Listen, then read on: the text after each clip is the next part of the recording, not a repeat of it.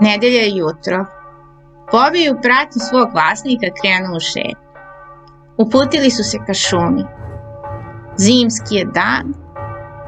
Probijali su se kroz velike nanose snega.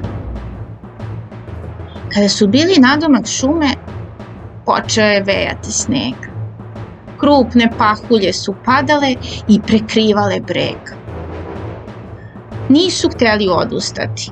Bili su blizu. Nastavili su da koračaju napred. S drugog kraja krdo srna ih je uočila. Ko je to? Posetioci.